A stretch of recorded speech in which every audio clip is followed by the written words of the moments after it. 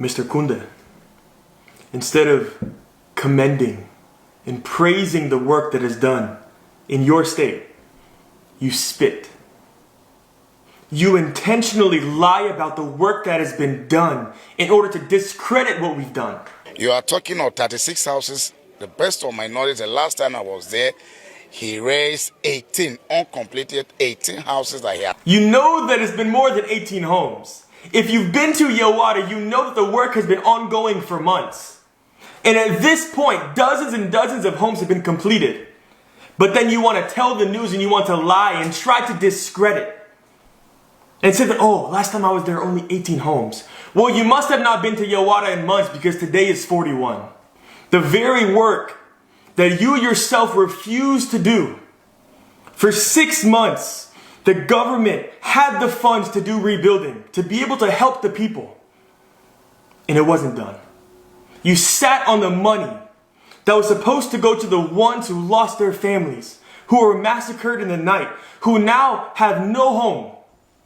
And you chose to do nothing. And we come. We do what you guys refuse to do. And your choice is not to uplift and to praise, but to spit on what we have done. I don't know who gave him 300 billion projects to build market. It's laughable. We don't have such. If you have any 300 billion project that the ministry write to him or whatever, he should come. Mr. Kunde, you say that you have no clue who talked about a 300 million market. Yet it was your own words. Tell the truth. I have the messages. They're right here. You sent the video. You told me the figures of what this market that was proposed will cost. And I rejected it and I said no. I said from the very beginning when I came to SEMA, when I came to the Benue government, I'm here to rebuild Yewata, the homes and the market. And the response was the government has a plan. Please, we will do the market. You can do the homes, we will do the market. You rejected my intervention because of your plans. And your plans, based on the messages, was a 300 million market in which no village in Nigeria has. Not one village has this market. And so I ask you, why are you proposing such a monstrously expensive village? Which we can't even find this in Nigeria. The people just want to go home. They just want to survive. They just want to live in peace. They will take anything, even if it's 500,000 naira, whatever it is, to be able to help them. And instead of using what you have to go and help immediately, to run into the fire to help your own people, you are going to sit back and then do nothing because of your 300 million market. I ask you, Mr. Kunde, today, have you built the market? Where are the funds for the market? Where are the funds that have been donated for Yewata? Where are they? We rejected the plan of thatch houses for the returnees. There was no plan for thatch houses. If you go to Yewata today, you see cement and brick. Not once was it proposed that we will build thatch houses.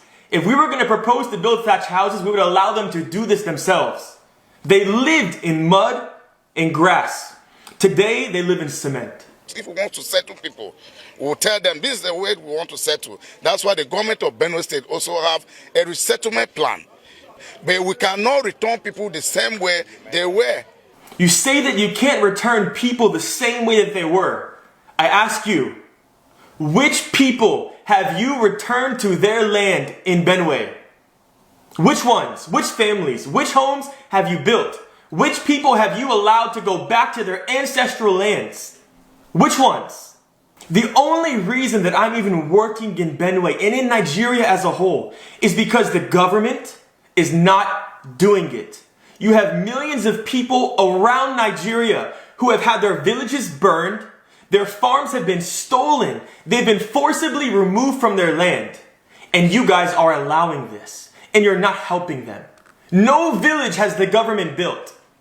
And so we have to come to be able to do this because as a Christian, we cannot stand by in silence as people are massacred, as Christians are slaughtered, as Muslims are burned. We stand for truth, we stand for justice, we stand for what is right. And it is our duty to do this. And we come because you are not doing it.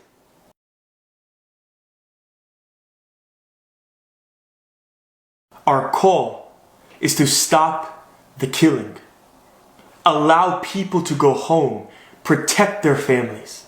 Allow them to go and live in peace, to farm, to practice Christianity. If they want to practice Islam, let them practice Islam. But let them do it without the fear that in the night their children are going to be burned alive. And use the money that has been donated. Use government funds to be able to help the people that are suffering in your own country.